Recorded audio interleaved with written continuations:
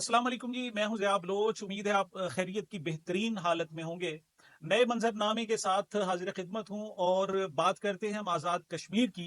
और आज़ाद कश्मीर की सूरत हाल के बाद पाकिस्तान के साथ उसका थोड़ा सा कंपेयर करेंगे और देखेंगे कि वहाँ ये सूरत हाल क्यों पैदा हुई और ऐसी ही सूरत हाल पाकिस्तान में पैदा होने के खदशात क्यों पैदा हो रहे हैं। पहली बात तो ये कि जो मकबूजा कश्मीर में तो जुल्म और सितम हो रहा था भारतीय, और उसके खिलाफ एहतजाज भी किया जा रहा था और वहां पर बगावत भी थी, वहां पर जनाब इनकाउंटर भी किया जाता था उस सारी सूरत हाल को। लेकिन ये जो आजाद कश्मीर में अचानक एकदम ये एक नई लहर आई है, इसने सूरत हाल को बदतरीन कर दिया है। यकीन करें, इस वक्त बगावत की सी सूरत हाल है। असल मसला क्या है, थोड़ा सा ये डिस्कस करते हैं।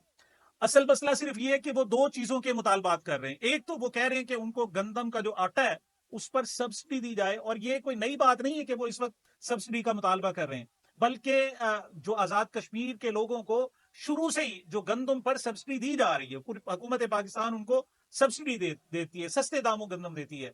बल्कि गिलगित बल्तिस्तान की तो सूरत हाल है कि भुट्टो के दौर से उनको फ्री गंदम दी जा रही थी, फ्री आटा उनको मिल रहा था एक कोटे के हिसाब से। अब जनाब वहां उसकी सब्सिडी खत्म कर दी गई, तो अचानक ये सब्सिडी खत्म की, उनको एतमाद में नहीं लिया और नौजवान जो है वो एकदम उठ खड़े हुए हैं। दूसरी जो उनका सबसे बड़ा मुतालबा वो ये है कि वो अपने डैम से बिजली पैदा करते हैं, लेकिन उस पर टैक्सों की भरमार कर दी गई है। और जैसे आज से सिर्फ 2 साल पहले जो 12 रुपए यूनिट था, अब 86 रुपए यूनिट वो बिजली पैदा हो रही है। और उनको आजाद कश्मीर को इतनी ज्यादा महंगी बिजली तो नहीं दी जा रही जितनी पंजाब में दी जा रही है, लेकिन वो उनके लिए काबिल बर्दाश्त नहीं है। और चले इस हद तक भी वो शायद बर्दाश्त कर लेते, लेकिन ये जब किसी को एहसास दिला दिया जाए कि आप महकूम हैं, हम ताकतवर हैं, हम डंडे के जोर पर कंट्रोल कर लेंगे, आपको जनाब मार मार के सीधा कर देंगे, आपको जनाब आपकी अकड़ निकाल लेंगे, जब ये सूरत हाल हो तो लोग मरने मारने के लिए तैयार हो जाते हैं। और यही सूरत हाल है। मैं सारी सूरत हाल आपको दिखा नहीं सकता, मैं सारी सूरत हाल आपको बता नहीं सकता। एक तो ये कि हम पाकिस्तान में, और पाकिस्तान के हवाले से ये बात की नहीं जा सकती, और दूसरा वहां जो तशद्दुद हो रहा है, जिस किस्म का जुल्म हो रहा है और सितम हो रहा है, वो मैं आपको नहीं बता सकता। मैं कैसे आपको बताऊं कि एक जख्मी बच्ची जिसको शेल लगा हुआ है, उसको ठीक है, अच्छी बात है, वो सिक्योरिटी एहलकार ही उठाकर उसे अपनी गाड़ी में हॉस्पिटल ले जाने की कोशिश कर रहे हैं। लेकिन वो एक बच्ची सवाल कर रही है, वो कहती है अंकल ये बताओ आपको किसने कहा था मुझे शेल मारो। वो बार बार एक सवाल कर रही है, अंकल मुझे बताएं आपको किसने कहा मुझे शेल मारे।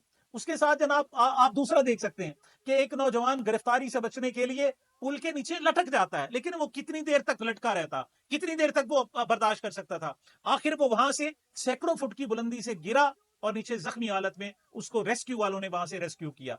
तो ये इस किस्म की जब सूरत हाल हो, पता चले कि पुलिस जाबिर बन चुकी है, जालिम बन चुकी है। इसी तरीके से मैं ये सूरत हाल आपको नहीं दिखा सकता कि वीगो डाले को आग लगाकर वहां के नौजवान जब फतह का जश्न मनाएं और फतह की सी खुशी जनाब महसूस करें, तो आप समझ सकते हैं कि वहां की इंतजामिया उनके साथ किस किस्म का सलूक कर रही है। मतलब इस किस्म की सूरत हाल है। और हमारे यहाँ तो ये है कि जनाब एक काफिला जा रहे, एक फैमिली जा रही है, चले फर्ज करें वो एहतजाज करने वाले मुजफ्फराबाद के लिए जा रहे हैं, और वो लोग उनमें से चंद एक लोग, 4-5 लोग आते हैं कि आगे पुलिस खड़ी हुई है, उनसे आकर मुज़ाकरात करें, और मुज़ाकरात करने की बजाय उनको गिरफ्तार कर लिया जाता है। जब आप उन्हें गिरफ्तार कर लेंगे तो बाकी जो पीछे लोग हैं वो आपके मुतालिक क्या राय कायम करेंगे कि आप हमारे साथ क्या सलूक कर रहे हैं। यही वजह है कि इस मर्तबा जो आजाद कश्मीर में जो एहतजाज है उसमें सोशलिज्म तर्ज के नारे लगाए जा रहे हैं। रात को ये जनाब जो धरना है, धरने में लोग ढोल की थाप पर रक्स करते हैं और अपनी आजादी के नारे लगाते हैं। यहां पर भी देखें कि किस तरीके से सोशलिस्ट अंदाज में नारे लगाए जा रहे हैं। महंगे आटे के खिलाफ तेज हो भाई तेज हो अफरा तफरी अफरा तफरी अफरा तफरी नाच के छापे नाच के छापे हल्ला करो दहशत गर्दी लाठी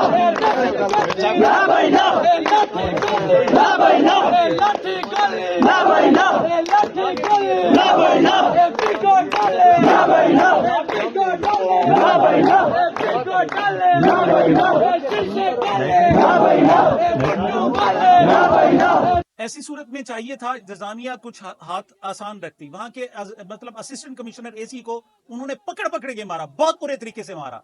वजह यह है कि ये जो पुलिस है इस वक्त इस्तेमार की, जबर की اور بربریت کی علامت بن چکی ہے۔ میں بار بار حکومت پاکستان کو کہہ رہا ہوں کہ اس طریقے سے نہ کریں، یہ آپ کے اپنے لوگ ہیں، چاہے یہاں پر اسٹیبلشمنٹ ہو چاہے ہمارے پولیس کے ادارے ہوں، یہ ان لوگوں کو اپنا سمجھیں، ایسا نہ ہو کہ ان کی آنکھیں بھی جو ہے پھر ماتھے پر آ جائیں، پھر ایسی صورتحال ہوگی۔ آپ دیکھیں کہ کس طریقے سے نفرت کے اور نفرت انگیز نعرے لگائے جا رہے ہیں، ذرا ملاحظہ فرمائیں۔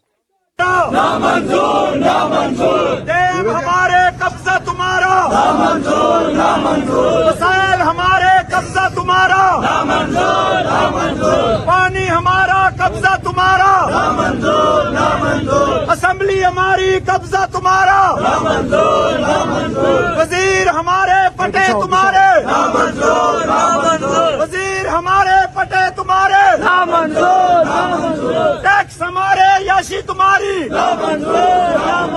ظالمو جواب دو ظلم کا حساب دو ظالمو جواب دو ظلم کا جواب دو ڈاکو جواب دو ظلم کا حساب دو قاتلو جواب دو ظلم کا حساب دو منشیاتیوں جواب دو ظلم کا جواب دو دو نمبروں جواب دو ظلم کا حساب دو ہم نہیں مانتے ظلم کے ضابطے ہم نہیں کہتے ہیں کہ بستی کا بسانا کھیل نہیں، یہ بستے بستے بستی ہے، اور اسی طریقے سے وقت کرتا ہے پرورش برسوں، سانحہ ایک دم نہیں ہوتا۔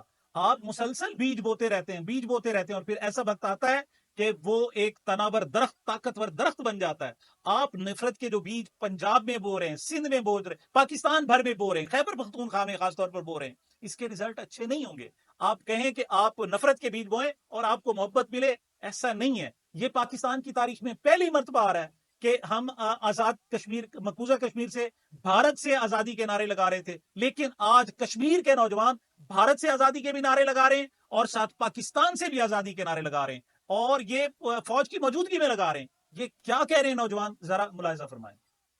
ہم کیا چاہتے ہیں؟ آزادی۔ پاکستان سے لیں گے آزادی، پاکستان سے لیں گے آزادی، ہندوستان سے لیں گے آزادی، اس بار بھی لیں گے آزادی، اس بار بھی لیں گے آزادی۔ نعرہ کشمیر۔ میرے خیال میں ابھی بھی وقت نہیں گزرا، وقت موجود ہے۔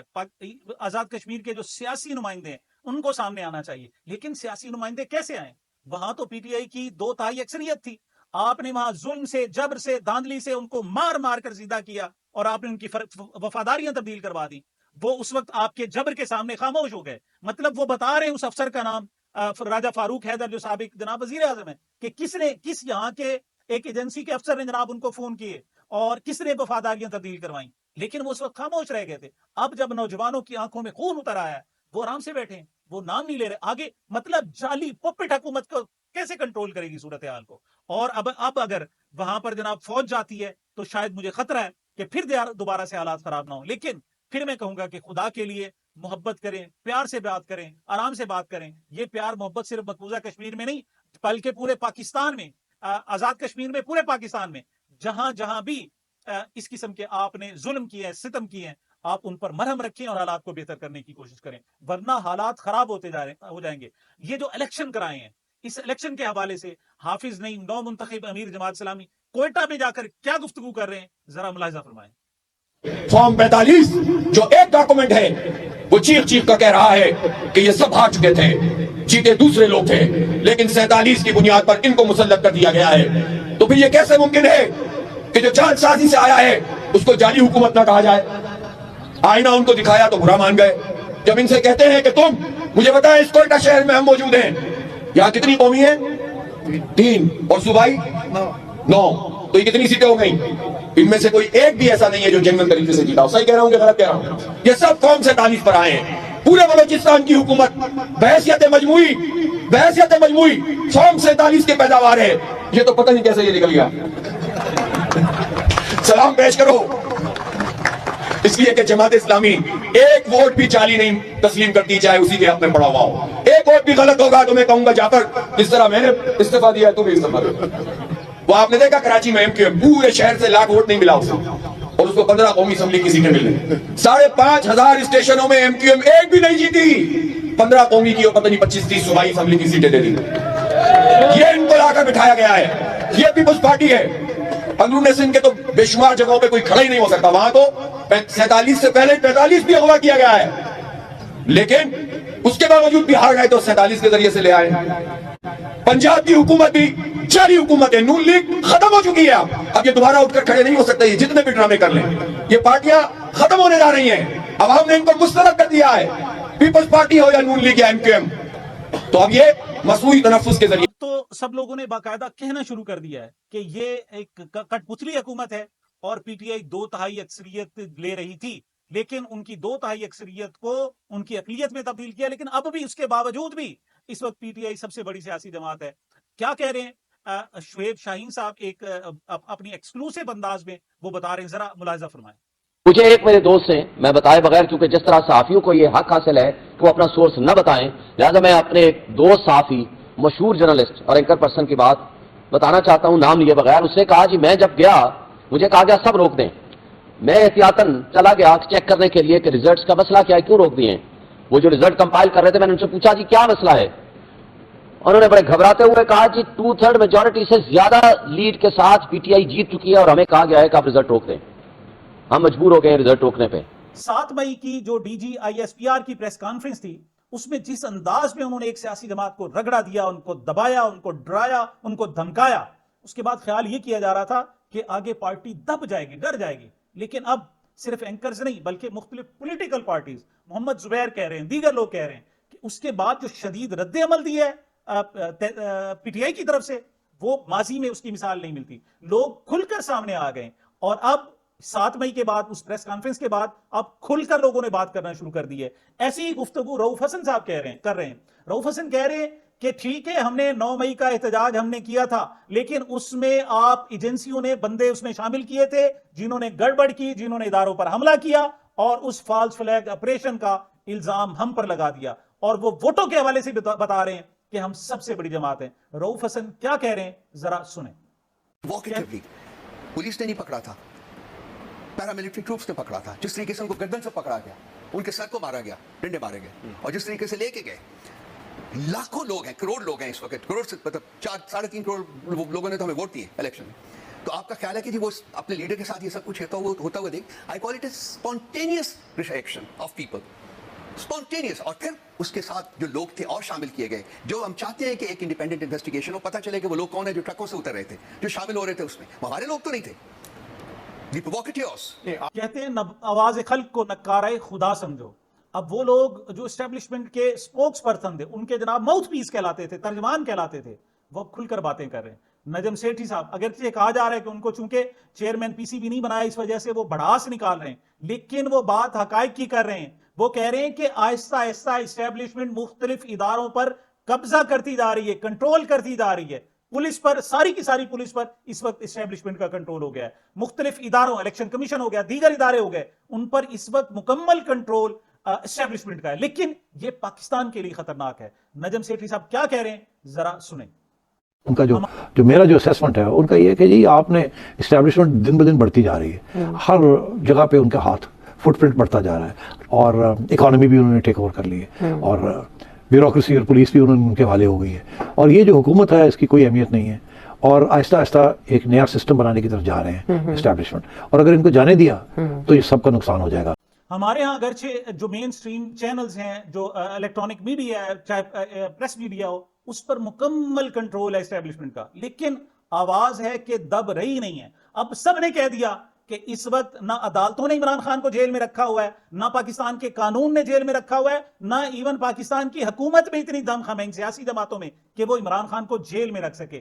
اگر جیل میں رکھا ہوا ہے تو اسٹیبلشمنٹ نے رکھا ہوا ہے, اور اب آہستہ آہستہ ان کے بس سے باہر ہوتا جا رہا ہے کہ عمران خان کو مزید جیل میں رکھا جائے. اس حوالے سے محمد مالک جو سینئر اینکر پرسن ہے, وہ ایک پروگرام میں کیا کہہ رہے ہیں ذرا ملاحظہ فرمائیں. جو ابھی بات چیت نہیں ہوگی, اور شاید اسٹیبلشمنٹ اس وقت بات کرنے کی موڈ میں آئے جب ان کو یہ لگے کہ عمران خان کو ہم اور اندر نہیں رکھ سکتے, بیکاز دے نو کہ اگر عمران خان باہر آتے ہیں تو یہ پیپلز پارٹی یا پی ایم ایل این کے بس کی بات نہیں ہے ان کو پولیٹیکلی کاؤنٹر کرنا. وہ لوگوں کو پتا کہ عمران خان کو اگر اندر رکھ سکتا ہے تو اس طرح انسٹیٹیوشن ہے. اب یہ انسٹیٹیوشن نے فیصلہ کرنا ہے کہ وہ کتنا بوجھ اٹھائیں گے ان لوگوں کا, and to what extent do they want to go, because اس وقت تو the only thing that stands between Imran Khan and his revival and everything. سامعین, یہ صورتحال ہے جس پر میں کہہ رہا ہوں کہ آپ صرف آزاد کشمیر کے حالات کو نہ دیکھیں, یہاں پاکستان میں بھی حالات تبدیل ہوتے ہوئے آپ کو دیر نہیں لگے گی.